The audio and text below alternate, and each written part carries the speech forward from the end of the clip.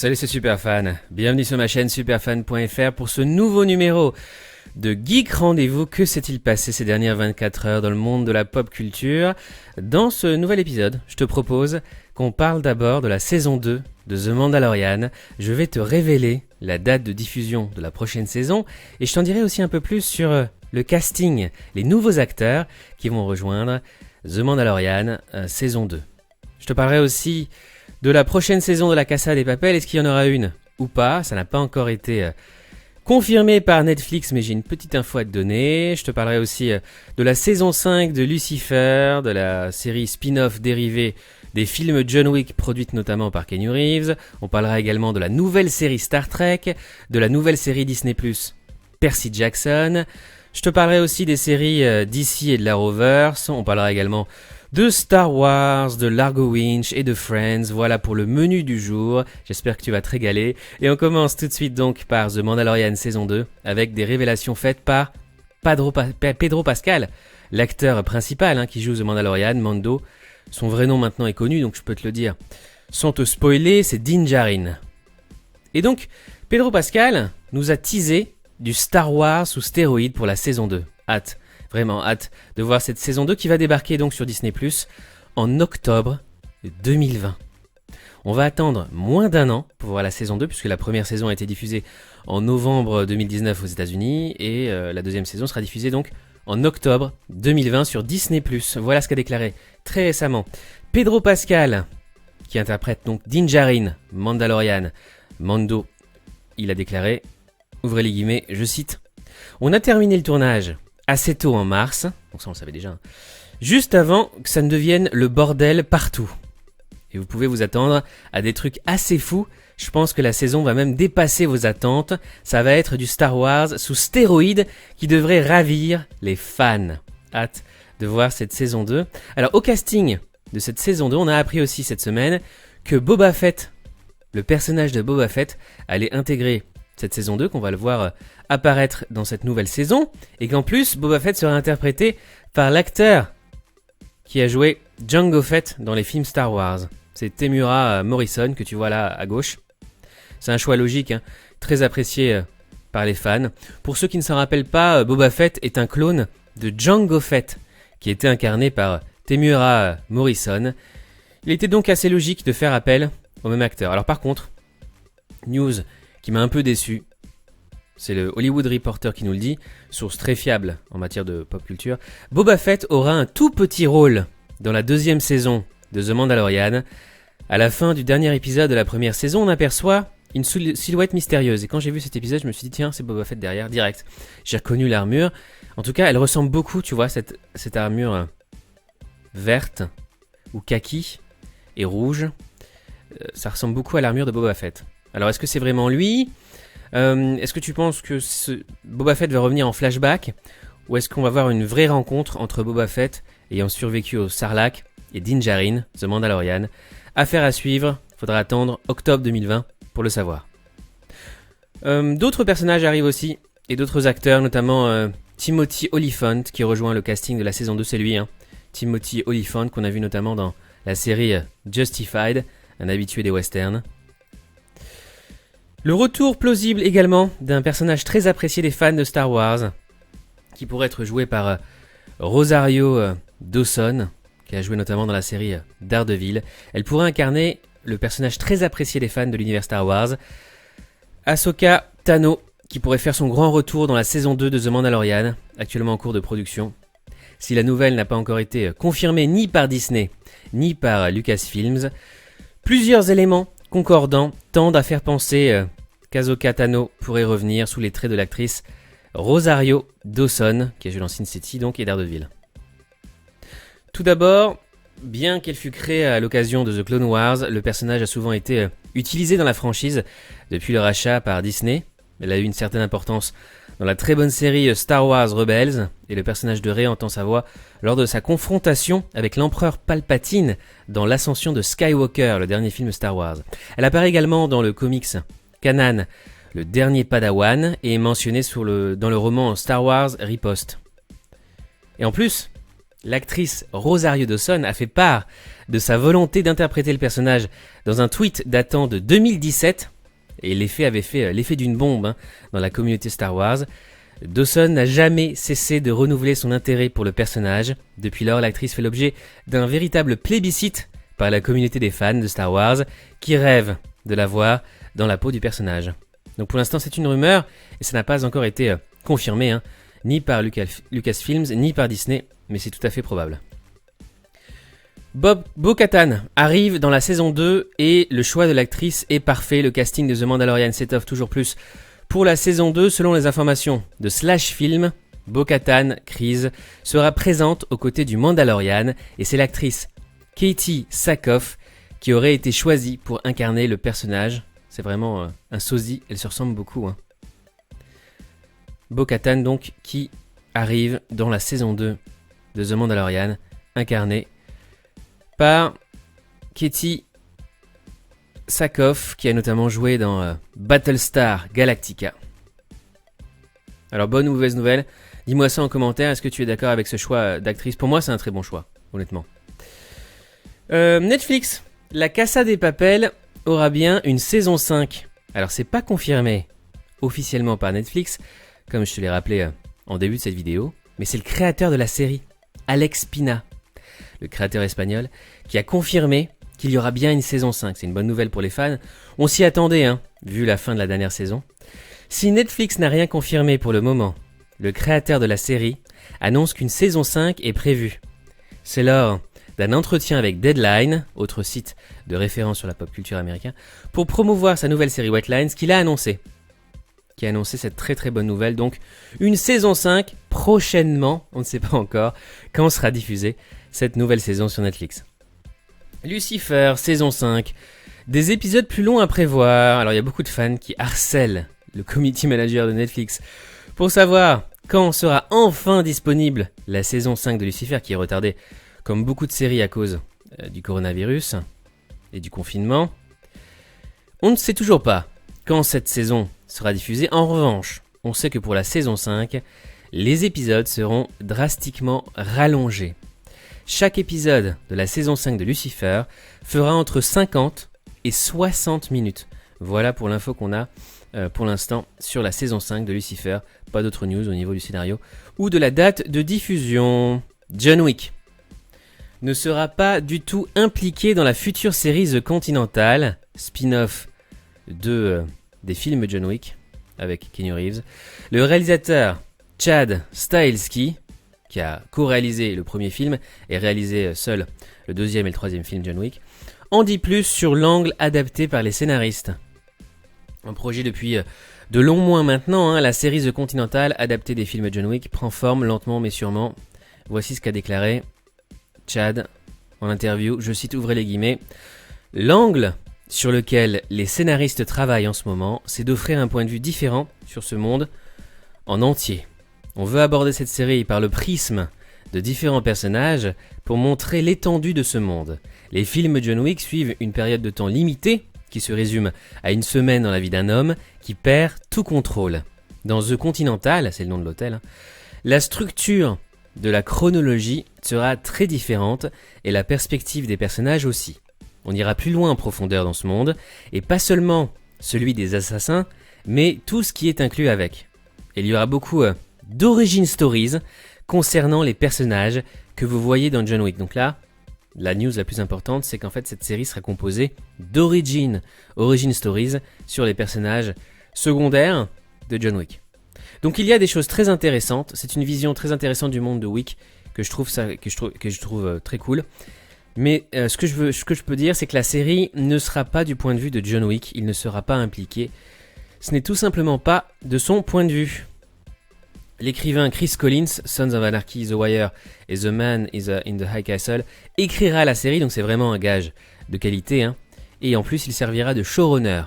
The Continental sera diffusé sur la chaîne américaine Starz, appartenant au studio Lionsgate aux États-Unis. Starz, qui est une super chaîne, qui diffuse notamment et qui produit des séries premium, qui avait été à l'origine de l'excellente série Spartacus, que tu peux regarder notamment sur Netflix actuellement.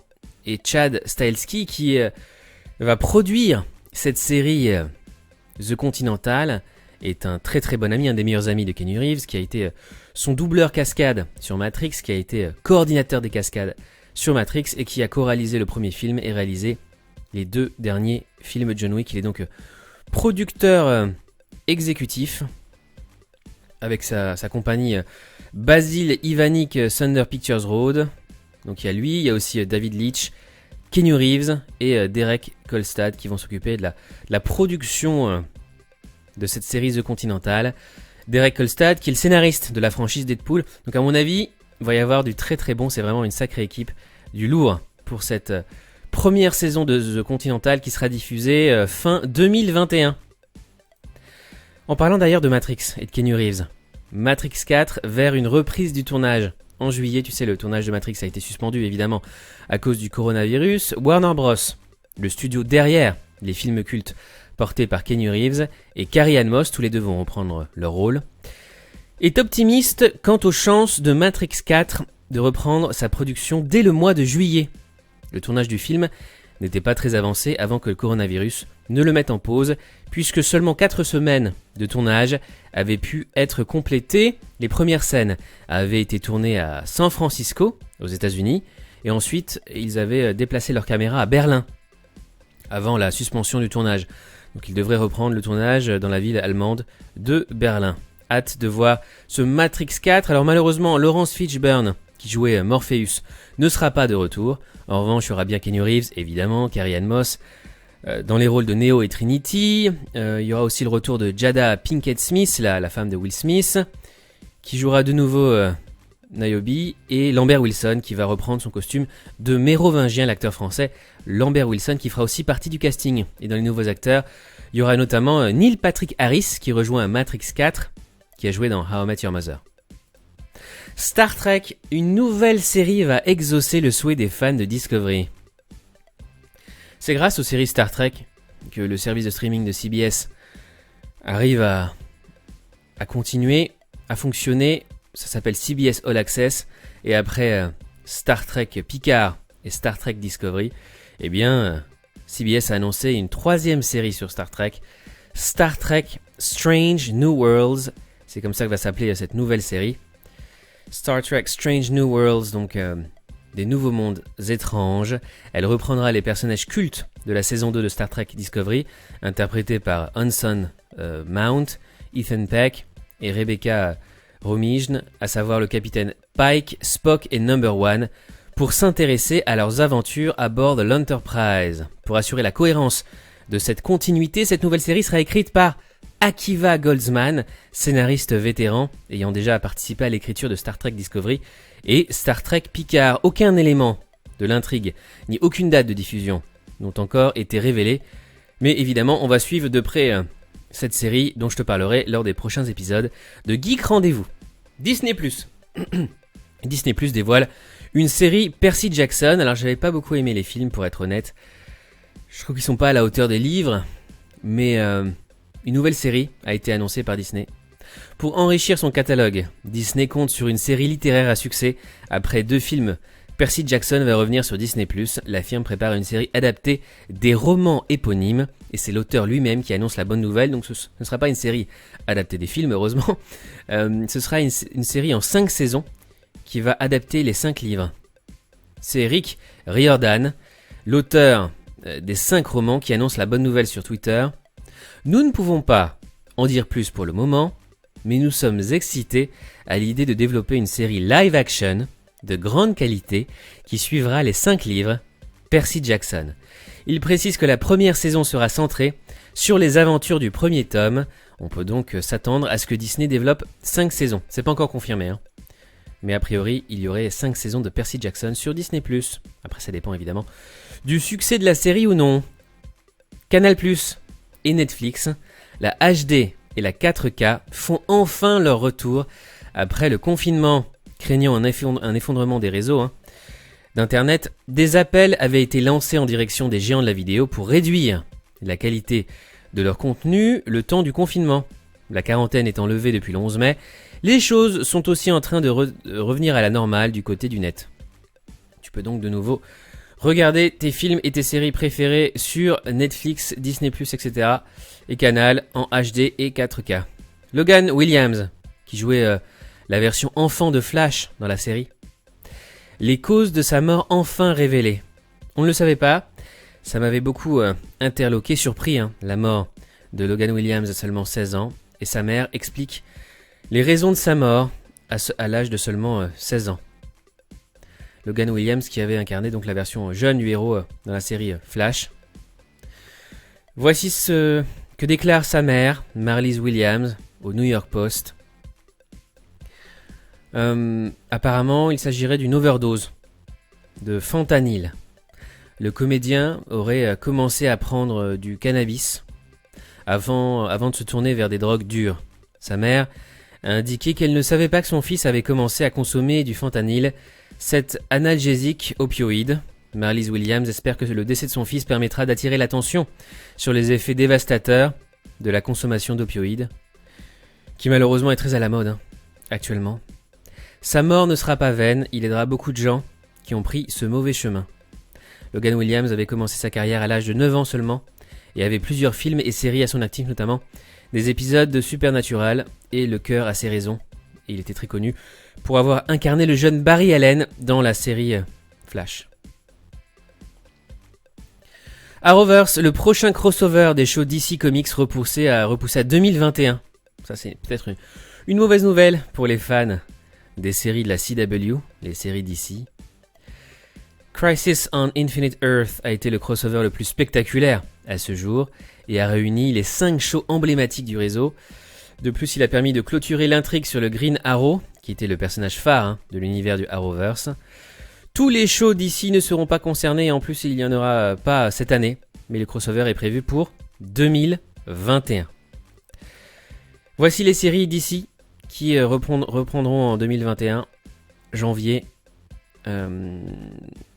dès janvier 2021. Vous retrouverez donc pour la diffusion aux États-Unis Batwoman le dimanche soir, Black Lightning qui est aussi disponible sur Netflix le lundi soir, The Flash le mardi soir et une nouvelle série d'ici, Superman et Lois également le mardi soir.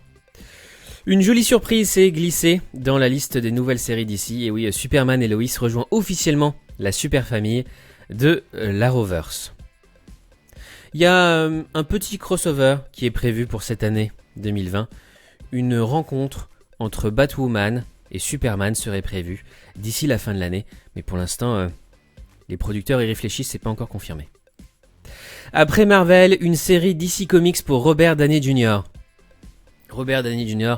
a annoncé sur Twitter, l'ancien Iron Man, qu'il serait producteur sur une nouvelle série originale Netflix, Sweet Tooth, adaptée d'une bande dessinée de Jeff Lemire, publiée chez Vertigo, une filiale de DC Comics. Donc on va retrouver Robert Downey Jr. non pas en tant qu'acteur, mais en tant que producteur pour cette nouvelle série originale Netflix sur Netflix, c'est une série DC, Vertigo. The Batman de DC également. Robert Pattinson, Bruce Wayne, a arrêté de s'entraîner et il explique pourquoi. Robert Pattinson a révélé avoir laissé de côté son entraînement physique pour The Batman durant le confinement. Confiné comme tout le monde, l'acteur a mis de côté son entraînement aux grandes dames de son coach, un choix délibéré qu'il a expliqué lors d'une récente interview avec le magazine américain GQ, je cite, ouvrez les guillemets, « Je pense que si vous vous entraînez tout le temps, vous faites partie du problème. Vous créez un précédent. Personne ne faisait ça dans les années 70. Même James Dean n'était pas vraiment musclé, a-t-il détaillé. Donc apparemment, dans le film, il ne sera pas aussi musclé que Ben Affleck dans Batman. Avec sa réflexion, l'acteur met sans doute en avant les normes de beauté véhiculées par les médias, non seulement pour les femmes, mais aussi de plus en plus pour les hommes, et selon lesquels seuls les corps musclés et finement dessinés sont acceptables au cinéma. Autre news aussi intéressante, le Bruce Wayne, joué par Robert Pattinson, sera soutenu par une version d'Alfred Pennyworth incarné par Andy Serkis, qui a décrit The Batman comme étant l'un des films les plus sombres sur le Chevalier Noir. Apparemment, ce nouveau Batman sera très dark, très sombre. Andy Serkis, qui a notamment joué Gollum, évidemment, dans les films de Peter Jackson au cinéma, et qui a aussi interprété César dans La planète des singes, le capitaine Haddock dans Les aventures de Tintin, de Steven Spielberg, et bien d'autres rôles dans Avengers et Star Wars. Star Wars, justement. C'est fini pour Mark Hamill. Il déclare « Ils n'ont plus besoin de moi ». Dans une interview accordée au site Entertainment Weekly, le comédien Mark Hamill explique en avoir terminé pour de bon avec la saga Skywalker. Mais si Disney Plus décide de produire une série Star Wars avec la présence de Luke Skywalker, peut-être que Mark Hamill reviendrait, on ne sait pas. En tout cas pour lui, de son point de vue, il ne reviendra pas en tant que Luke Skywalker. Contrairement à Samuel L. Jackson qui a déclaré que selon lui, Mace Windu n'était pas mort. Selon Samuel L. Jackson, Mace Windu n'était pas mort et il pourrait revenir. Vincent Cassel tacle les films de super-héros. C'est pour les enfants, dit-il. Après Martin Scorsese et ses commentaires assassins envers Marvel, l'acteur remet une pièce dans la machine. Je cite, ouvrez les guillemets, voici la déclaration de Vincent Cassel. Honnêtement, je ne regarde plus ce genre de film. À l'époque où Iron Man et Spider-Man avaient l'air réels et non pas kitsch à cause des effets spéciaux, j'étais intéressé. Par exemple, c'est vrai que moi j'avais beaucoup apprécié les films Spider-Man de Sam Raimi. Après, c'est devenu normal. J'étais un grand fan de comics à l'époque, quand j'étais petit. De nos jours, je trouve que ces films sont pour les enfants, vraiment. Et même s'il y a toujours une part d'enfant en moi, je refuserai le rôle. L'acteur qui a explosé dans la haine tempère toutefois ses propos. Il pourrait éventuellement considérer la chose, mais sous plusieurs conditions. S'il y avait un bon super méchant, et que le film était réalisé par quelqu'un d'intelligent et de suffisamment talentueux pour y ajouter de bons rebondissements, afin qu'on n'ait pas l'impression de regarder un film pour enfants, alors peut-être que j'accepterai le rôle. Mais sinon, non. Et d'ajouter, on m'a approché plusieurs fois et j'avais l'impression que c'était un engagement sur le long terme pour quelque chose que je finirais par ne même pas regarder jusqu'au bout. Les fans de Vincent Cassel pourront donc attendre encore un moment avant de retrouver la star dans un film dirigé par les frères Russo. Et les frères Russo d'ailleurs qui citent La haine comme un de leurs films préférés.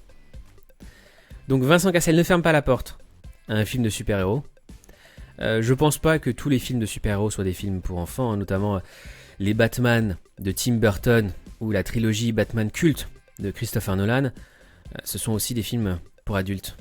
Mais je comprends sa critique envers notamment les films les films récents du MCU. Largo Winch. Tomer Sisley reviendra pour un 3e film. Alors qu'initialement il déclarait ne pas être intéressé, l'acteur Tomer Sisley rempile pour un nouveau film Largo Winch. Il retrouvera donc prochainement son personnage pour une 3e aventure sur grand écran. Je te rappelle que tous les articles mentionnés dans cette émission sont disponibles dans les commentaires sous cette vidéo, avec tous les liens directs. Toutes les sources, tu les trouves en commentaire sous cette vidéo YouTube. Facebook lance Messenger Rooms, son équivalent maison à Zoom, annoncé fin avril. Messenger Rooms, la solution de Facebook pour faire de la visioconférence jusqu'à 50 personnes, est désormais disponible. Et Facebook qui a racheté aussi Giphy. Coup de tonnerre. Dans le petit milieu des GIFs ou des GIFs, Facebook a confirmé l'acquisition de Giphy, célèbre plateforme de diffusion d'images animées. Et enfin, Friends. Lisa Kudrow répond aux critiques sur le manque de diversité dans la série. Face aux critiques sur le manque de diversité dans la série Friends, Lisa Kudrow a pris la parole pour répondre. Confrontée aux critiques sur Friends, David Schwimmer n'a pas hésité à défendre la série et maintenant c'est au tour de Lisa Kudrow de répondre au quotidien britannique The Times. Voici ce qu'elle a dit, je cite, ouvrez les guillemets. Si la série était tournée de nos jours, le cast ne serait pas entièrement blanc, c'est certain. À mes yeux, Friends devrait être considéré comme une capsule temporelle et non pas jugé pour ses erreurs, a précisé l'inoubliable interprète de Phoebe Buffay. Je suis assez d'accord avec elle. Ces séries représentent finalement une capsule temporelle. Ça nous raconte l'histoire de la culture et de la sociologie de l'époque, de la pop culture de l'époque. C'est en ça que c'est très intéressant, historiquement et sociologiquement, d'avoir des séries comme ça. Fière d'avoir fait partie de cette aventure, Lisa Kudrow a ainsi poursuivi, je cite, « Le cheminement de pensée de cette série était très moderne, c'est vrai. Il y avait un gars dont la femme a découvert qu'elle était lesbienne et enceinte, et ils ont élevé leur enfant ensemble. Il y avait aussi une mère porteuse. Pour l'époque, c'était très avant-gardiste, c'est vrai, pour les années 90, c'était du jamais vu pour une série. Donc c'était très avant-gardiste. Oui, c'est une comédie amusante, mais elle a aussi permis une connexion entre les gens. Et ce qui plaît aujourd'hui, c'est que les jeunes ont cette nostalgie inconsciente de ce lien intime. D'ailleurs, Friends qui cartonne toujours, toujours autant à travers le monde, et Friends qui va revenir pour un épisode spécial, enfin, a reunion, ce sera pas vraiment un épisode, ce sera un talk show avec tous les acteurs. Alors, ça a été annulé, normalement ça devait sortir, l'épisode spécial devait sortir au mois de mai, avec le lancement de la plateforme HBO Max aux États-Unis. Mais on a une nouvelle date de tournage de l'épisode spécial qui apparemment n'est pas dévoilé, qui n'est pas annulé, mais qui est juste reporté. Les 6 amis vont déménager de leur domicile actuel pour poser leurs valises sur la nouvelle plateforme de streaming signée Warner Media, HBO Max. Donc le projet a été retardé à cause du Covid-19, mais Bob Greenblatt, le directeur de HBO Max, a déclaré au magazine Variety, encore une source très fiable, très crédible, qu'il espérait pouvoir tourner cet épisode spécial de Friends avant la fin de l'été. Et surtout en présence d'un public. Je cite, ouvrez les guillemets, « Nous pensons qu'il y a une valeur ajoutée à tourner avec de vraies personnes qui réagissent en temps réel aux retrouvailles de 6 amis et on ne voudrait pas devoir le faire via Internet avec des acteurs qui tournent depuis leur chambre ou leur cuisine. » C'est comme ça qu'étaient tournés les épisodes de Friends. Les épisodes de Friends étaient tournés en public avec un vrai public. Et ça fait aussi partie du succès de la série. Donc nos 6 amis de Friends seront de retour. Et le tournage de cet épisode spécial est prévu avant la fin de l'été. L'épisode que tu retrouveras sur la plateforme HBO Max, la nouvelle plateforme de Warner Media. Avec notamment Friends, Big Bang Theory, Game of Thrones, Sex and the City, Harry Potter et toutes les productions Warner. C'est tout pour aujourd'hui, merci d'avoir regardé Geek Rendez-vous. On se retrouve très bientôt sur ma chaîne superfan.fr. Si tu apprécies mes vidéos, n'oublie pas s'il te plaît de laisser un pouce en l'air, de commenter et de partager mes vidéos. Porte-toi bien et à très bientôt. Salut, ciao.